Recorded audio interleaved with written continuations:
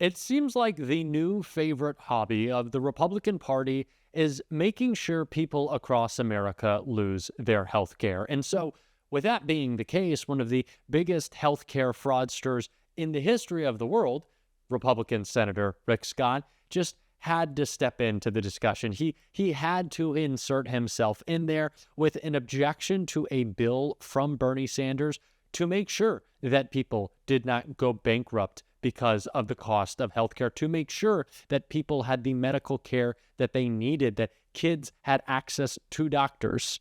And what did Rick Scott do?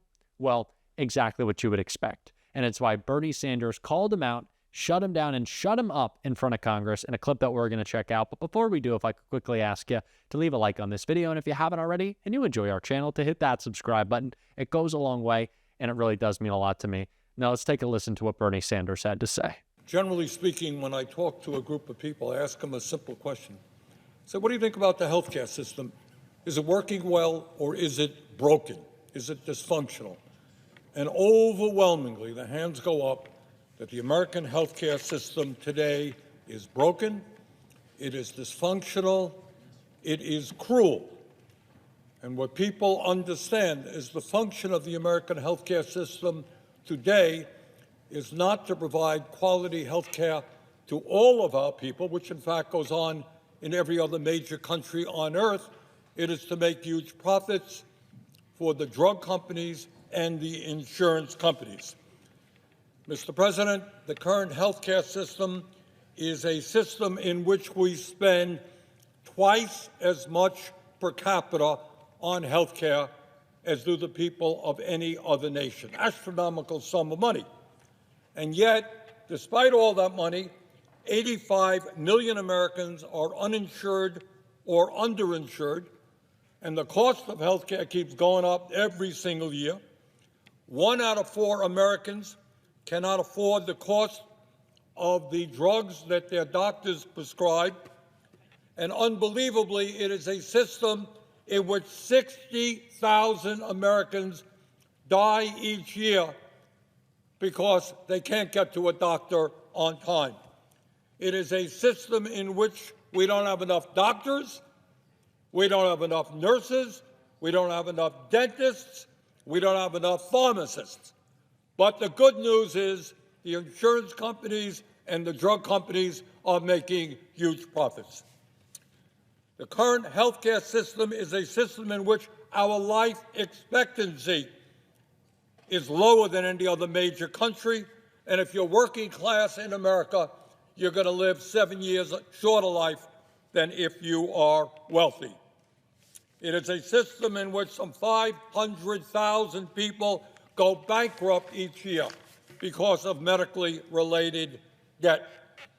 It is a system where in large parts of our country, rural hospitals are being shut down, and where people, even with decent insurance, have to travel hours in order to find a doctor. Mr. President, as Senator Wyden indicated, in December, after months and months of difficult negotiations, and I want to congratulate Senator Wyden, Senator Crapo, and all the people involved in those negotiations, we made some progress on this health care crisis by coming together on a bipartisan and bicameral agreement on a health care package. That legislation, while more modest than I would have wanted, would have provided $4.5 billion for community health centers this year and $4.6 billion next year, up 15% from a few years ago. Community health centers provide primary health care to 32 million Americans, working class, lower income people, do a phenomenal job, but they're under financial stress. That legislation would have provided $350 million a year over 2 years for the National Health Service Corps, so we can attract young people to go out and work, young doctors to work in underserved areas. And it would have provided $300 million a year for teaching health centers. It would have also lowered the outrageous price of prescription drugs by taking on the greed of pharmacy benefit managers. It was a bipartisan bill. And just before that bill was going to be passed, Elon Musk, the wealthiest man in the world, who does not have to worry about whether he and his friends can afford health care, he sent out a series of tweets, some of them outrageously dishonest, to kill this legislation, and he succeeded in doing so. So today, Mr. President, it is important that we take a step forward and undo the damage that Mr. Musk caused. And the legislation that we are proposing today would in fact begin to take us back where we were. It would increase funding for community health centers and do all of the other important work that Senator Wyden wanted. We have a health care crisis in America today. The CR that we're going to be voting on in a little while will make a bad situation worse. This is an opportunity to tell the American people that we are aware of the health care crisis. We are at least trying to do something. We have a health care crisis, 85 million uninsured or underinsured people dying because they can't afford health care. We pay the highest prices in the world for prescription drugs. We have reached a bipartisan conclusion to go forward in a modest way, but it would have some impact in improving health care in America, and my Republican colleague objects. That's about it. Well, I hope the American people are watching. This is the crusade of the cost-cutting Republicans who promised on the campaign trail they were going to make your life less expensive. And now, egg prices skyrocketing, the market tanking, your 401k probably hurting because of Donald Trump, all while they try to gut the most essential programs in our government that make life affordable in many ways for many people. And when Democrats try to combat their attack on our healthcare system, what do Republicans do? They object. It's the only time they'll speak up. When Jasmine Crockett 2 weeks ago asked if they would admit the truth that Putin invaded Ukraine and the Russian invasion of Ukraine, silence. But when kids could have access to health care, that's when they object. What a shock. But it's not just Rick Scott. This is what we're seeing all throughout Donald Trump's administration. And we continue to see it with someone that he is really excited to put into his cabinet, someone clearly qualified for their job, Dr. Oz, who was ripped apart by Democrats in his confirmation hearing. But one clip that stood out to me above the rest, and maybe it's just because she is a friend of the show, was Elizabeth Warren calling him out right here. So Dr. Oz, insurers pocketed an extra $178 million in taxpayer money last year, thanks to just this one fake diagnosis. Does that sound like Medicare fraud to you? Senator Warren, I appreciated you spending time with me in your office. The answer is yes. It's Good. anatomically impossible, and I'll give you one more example. Okay. Which is sending someone to your home, which you brought up in the office. If you're going to say it, I won't say it, but you pointed out something that's very real, which is if you send someone if an insurance company sends someone to your home, there's probably a reason for it. And so if they're doing ultrasounds to look for minor atherosclerotic plaques, which is not really something that needs to be treated, and most Americans have, it's primarily done to upcode you, which has two problems. One, it's cheating because you're able to charge more for those patients, but then people who truly have limb-threatening peripheral vascular disease, who have that box checked in their care, those companies, insurance companies, don't get paid more. Those doctors don't get reimbursed more for doing what is ethically correct. So it doesn't just help the scoundrels who are stealing from the vulnerable, it's actually hurting the people trying to take care of those vulnerable populations. In fact, let's talk about how bad that upcoding is that comes from the home visits.